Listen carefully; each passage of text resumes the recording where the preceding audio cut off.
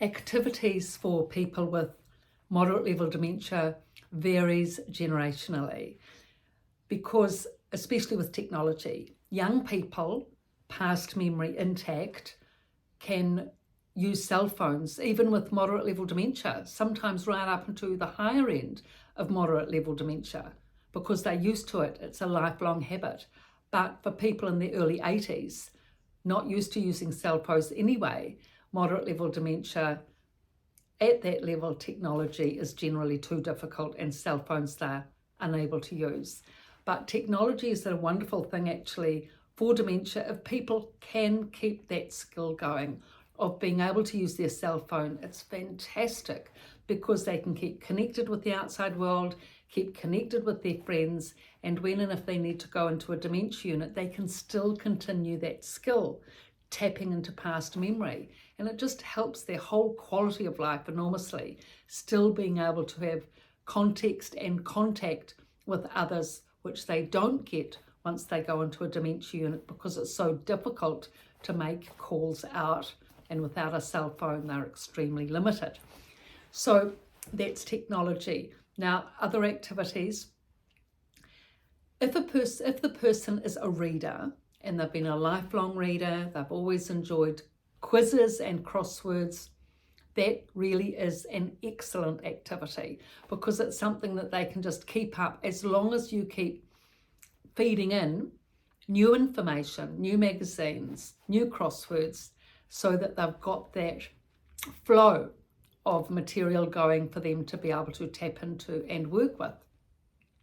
Now, another thing that is a good activity is watching the news at night, a real favourite of the seniors here in New Zealand, 70s and up, maybe 80s and up, they all watch the news. They love the news every night, half an hour of a good quality activity in their view, where they can get to see what's going on.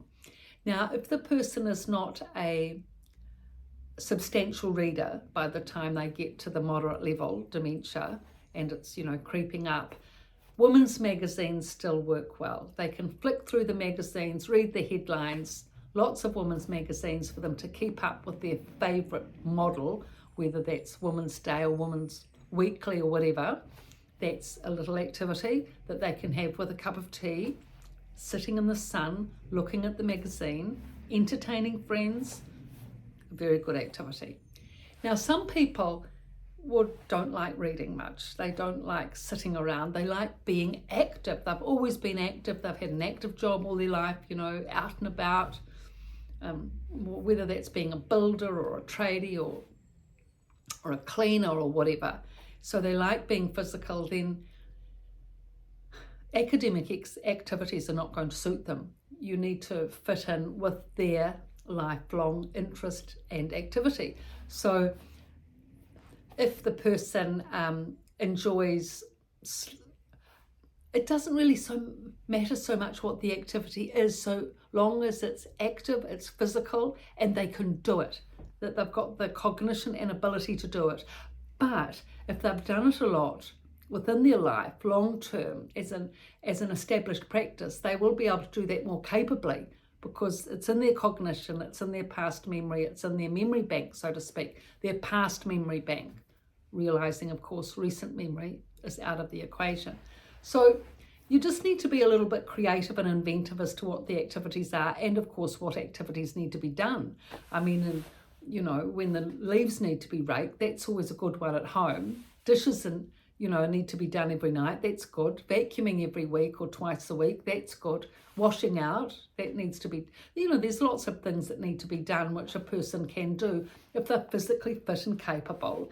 A little bit of direction now and then, and a bit of encouragement and praise, that always goes a long way and is appreciated and very good for the confidence, getting a little bit of praise for what you've done.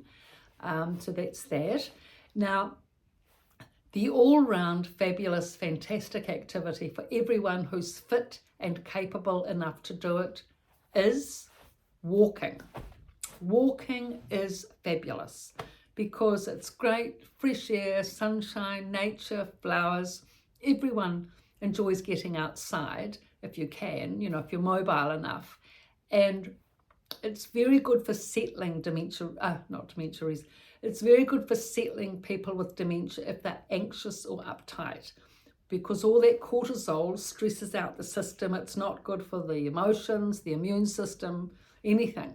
So the walking, a nice, lovely, leisurely walk, settles the cortisol, settles the stress, gets the person back in balance with the environment and nature, sunshine, fresh air, just makes people feel good.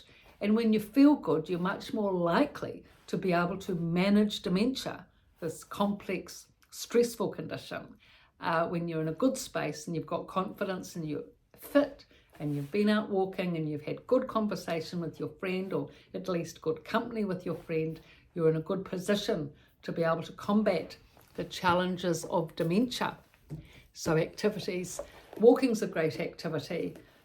Magazines, on the newspaper, really good activity. Please keep up the newspaper for people, excellent. And it's especially good for when and if they need to go into a dementia unit, can fill in half a day reading the newspaper. So magazines, newspapers, quizzes, keep all the subscriptions going, lots of input, lots of activity, lots of walks and physical activity where it can be organised and arranged that they can capably do. So I've written about this in both books, Residents' Voice, Residents' Rise, both on Amazon, description below. Thank you for your looks, likes and support.